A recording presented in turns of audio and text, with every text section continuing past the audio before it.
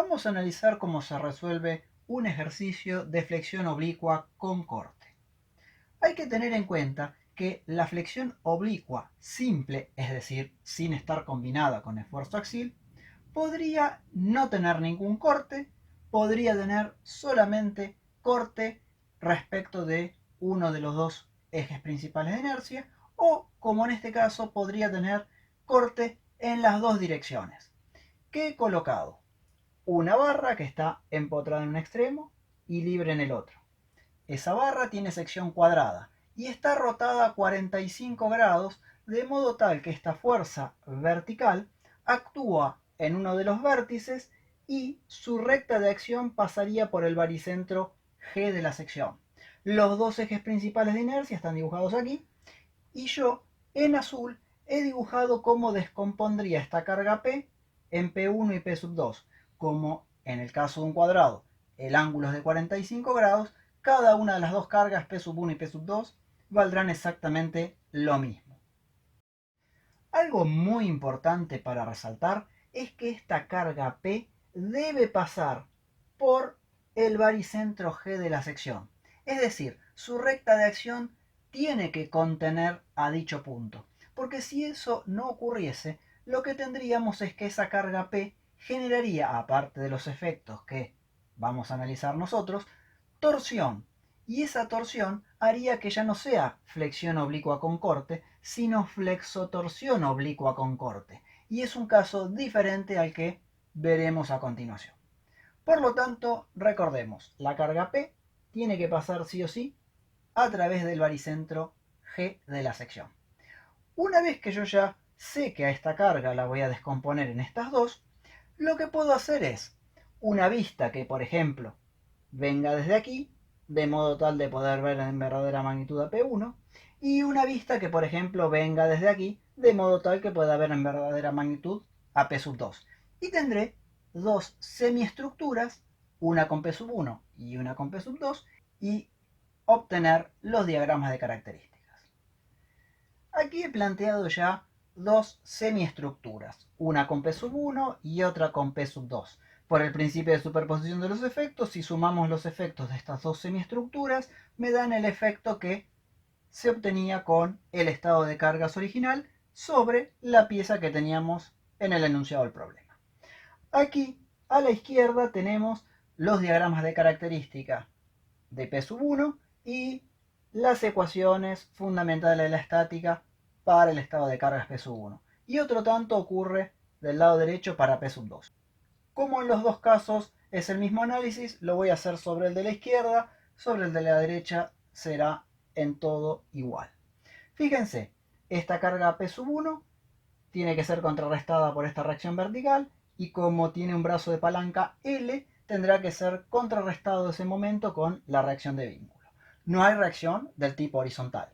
Aquí, como ya tenemos en una vista plana, toda la estructura con el estado de cargas visto en verdadera magnitud, no necesitamos aplicar ni la ecuación de torsión, ni la ecuación de cortes horizontales, ni la ecuación de momentos horizontales. Así que con las tres fundamentales de la estática para el plano nos alcanza. Con el planteo de sumatoria de fuerzas horizontales, fuerzas verticales y sumatoria de momentos, sacaríamos la reacción de vínculo RB1 y la reacción de vínculo RM1. Con ellas obtenemos los tres diagramas de característica que se ven aquí. Análogamente haríamos otro tanto con los diagramas correspondientes a P2. Es necesario aclarar que podría haber sido que, de acuerdo al estado de cargas que tenga la pieza, en una de las vistas tengamos un estado de cargas diferente a la segunda vista, con lo cual obviamente tendríamos diagramas no solamente diferentes en forma, sino también diferentes en valores. Bueno, eso dependerá de cada ejercicio en particular.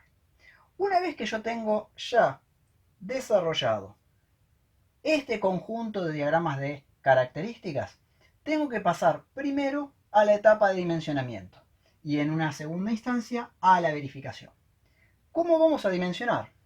Lo importante es buscar en este diagrama y en este diagrama donde se halla el momento flector máximo. Si nos fijamos en los diagramas que corresponden a P1, está aquí el momento máximo, coincidente con A. en el diagrama correspondiente a P sub 2 tenemos que el momento máximo está aquí, también en la sección A.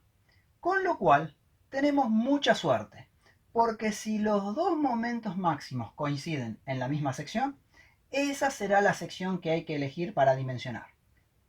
¿Qué ocurriría si, por ejemplo, en esta vista el momento máximo hubiera estado en la sección A y en esta vista en una sección diferente a la sección A?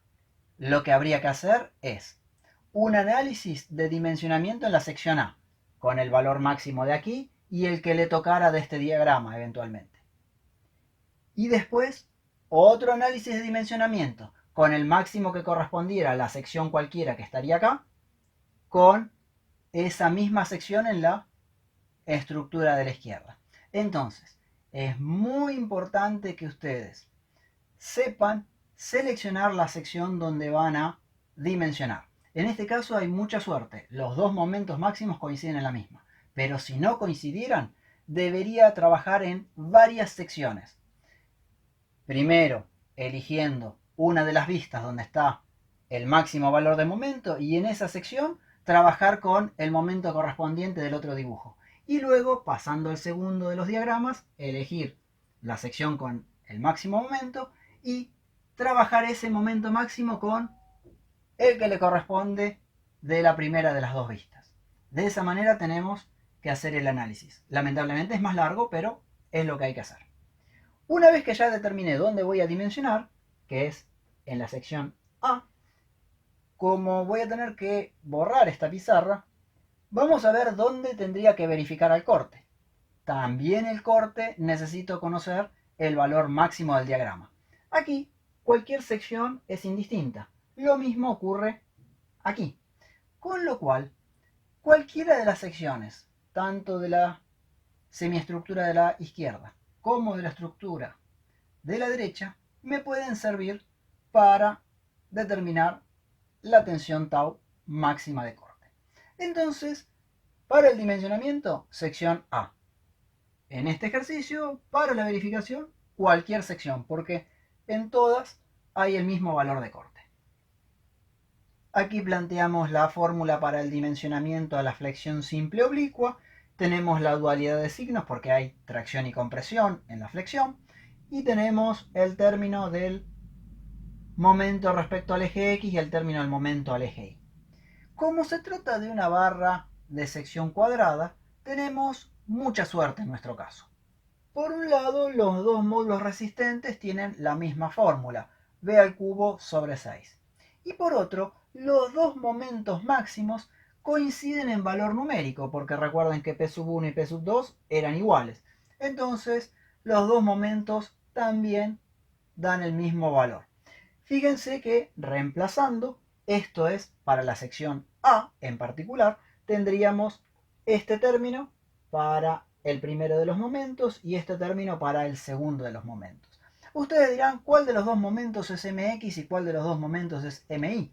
Bueno, podría haber sido cualquiera, porque acá era indistinto como yo no me enclava a los ejes, porque el cuadrado es simétrico respecto de los dos ejes principales de inercia. Así que acá me daba lo mismo llamar P sub 1 por L a mx o P sub 2 por L a mx. Pero en otros casos dependerá de la forma que tenga la sección que hemos elegido. Una vez que yo tengo esta fórmula planteada aquí, puedo sacar factor común el b cubo y una vez que lo saqué factor común, lo despejo y tengo un ejercicio de resolución directa. Una vez obtenida esa b calculada, lo único que tengo que hacer es darle unas dimensiones mayores o iguales y que se correspondan con algún producto comercial. Y una vez obtenidas esas dimensiones mayores a las calculadas, puedo verificar que la tensión de trabajo en la sección A es inferior a la tensión admisible del material. Aquí tenemos el despeje de b al cubo, que lo saqué factor común primero de los dos términos y lo pasé multiplicando. En el denominador colocamos la tensión admisible del material, que no solamente es un dato, sino que es el valor de referencia una vez que uno elige el material con el que va a trabajar. Aquí pasé para el otro lado la potencia como raíz cúbica y saqué factor común el 6 y la L y se resuelve obteniendo el valor de B. Es muy importante recordar que esta es una raíz cúbica. y es muy fácil que uno se confunda al hacer los cálculos trabajando con raíz cuadrada, pero recuerden que es una raíz cúbica. Una vez obtenido este valor de b, busco un valor de b comercial que sea mayor a ese valor calculado. Si nosotros trabajamos, por ejemplo, con una barra metálica, es muy probable que tengamos una tabla de productos estandarizados. Pero si en cambio quisiéramos que nuestra viga fuera de madera, es muy común que esa madera nos la corten o esté cortada a cierta medida en el aserradero. Con lo cual, lo que nosotros vamos a tener que buscar es, en ese caso, que nos lo corten a una medida habitualmente redonda, puede ser en pulgadas o puede ser en centímetros, y tener un valor comercial mayor a b. Una vez que ya tenemos ese valor del ancho de nuestra sección cuadrada comercial, verificamos nuestra tensión de trabajo que está aquí. ¿Cómo? Bueno, con la misma fórmula de dimensionamiento, pero reemplazando b por este valor que es más grande que b. Y ahí seguro que nos va a verificar la tensión en la sección A.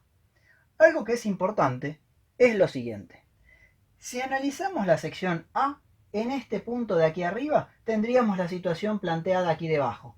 Dos tracciones. Tracción por parte del momento generado por P1 y tracción por parte del momento generado por P sub 2. ¿Por qué? Porque la carga está ubicada acá arriba y estirará las fibras de la parte superior y comprimirá las de la parte inferior. Con lo cual aquí hubiera sido esta misma fórmula, pero con los dos signos menos en cada uno de los términos. Y obviamente nos hubiera interesado el módulo de tensión. Pero en la sección de A tenemos que este vértice aquí arriba y este vértice aquí abajo son los más solicitados. Y el valor de la tensión es la que se ve aquí debajo. Pasemos ahora a la verificación al corte.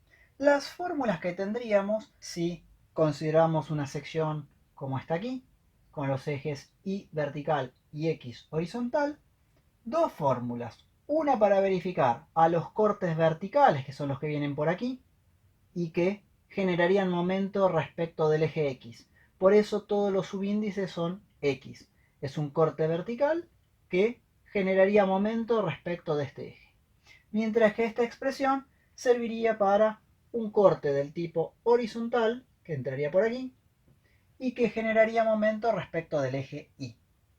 En una sección cuadrada, lo que ocurre es que este momento de inercia es igual que este. Este, que sería el ancho de la pieza, es igual al alto de la pieza. Y los dos momentos estáticos para la media sección también son iguales. Pero a su vez, habíamos visto que en los casos de secciones cuadradas o rectangulares, la fórmula del tau tenía una expresión resumida que era 3 medios de la carga cortante que está actuando, la que sacaríamos del diagrama, dividido el área. Por lo tanto, la tau, que es generada por la carga P sub 1, sería 3 medios del corte que genera P sub 1, que justamente equivale a B sub 1, sobre el área. Y otro tanto ocurriría con la tau 2. En este caso, ambas taus son exactamente iguales. ¿Por qué? Porque la P1 y la P sub 2 eran del mismo valor, que a su vez generaban un diagrama de corte Q1 y un diagrama de corte Q2 que también eran de igual valor. Y esos serán los valores que pondríamos aquí. Después tenemos que el área es b al cuadrado, porque es un cuadrado. Con lo cual, de esta manera podríamos verificar las dos tensiones tau, que por lógica tienen que darme menor a la tensión admisible del material. Finalmente veamos cómo actúan las tensiones en cada caso. Las tensiones normales por un lado y las tangenciales por el otro. Para las tensiones normales necesitamos trabajar en la sección A, que era la sección más comprometida, aquella que estaba directamente unida al empotramiento. Fíjense lo siguiente, en la sección A, la carga P que estaba en el extremo opuesto generaba un momento que traccionaba acá arriba y comprimía acá abajo, porque salía y entraba. Este sería el diagrama de tensiones correspondientes. Observen, en el vértice superior de esa sección A tenemos la máxima tensión de tracción. En el vértice inferior, la máxima tensión de compresión. Y a la altura del baricentro, en este eje que atraviesa una de las diagonales del cuadrado, hay tensión cero. A medida que yo voy subiendo, todas las fibras a diferentes alturas van teniendo diferentes tensiones, hasta alcanzar la máxima en la fibra más alejada, que obviamente es ese vértice. Lo mismo ocurre cuando me desplazo hacia abajo. Pero, ¿qué ocurre con las tensiones tangenciales tau? Por supuesto que ahí podíamos trabajar con cualquier sección, porque ¿qué ocurría? El corte para cualquiera de las dos semiestructuras era máximo en cualquiera de las secciones. Entonces yo elegí una sección cualquiera. Miren, la carga P la habíamos descompuesto en estas dos, que a su vez, de casualidad, coincidían con los valores Q1 y Q2. Veamos qué ocurre cuando está actuando este corte. Cuando actúa este corte, se genera este diagrama, donde las máximas tensiones tangenciales se desarrollan a lo largo de este eje. Mientras que cuando actúa esta carga y va cortando, penetrando la sección de esta manera, las tensiones máximas se dan a la altura de este eje que está aquí. Por lo tanto, habrá un punto donde coinciden las dos tensiones máximas, que es aquí, en el baricentro justamente.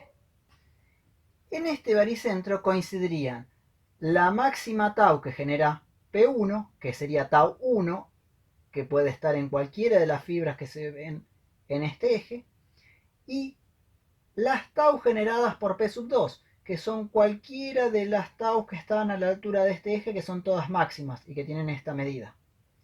Si yo dibujo ahí las dos taus, tau 1 y tau 2, las puedo componer mediante Pitágoras y obtener una tensión tangencial máxima que se da justo en la dirección coincidente con la carga, lo cual es lógico.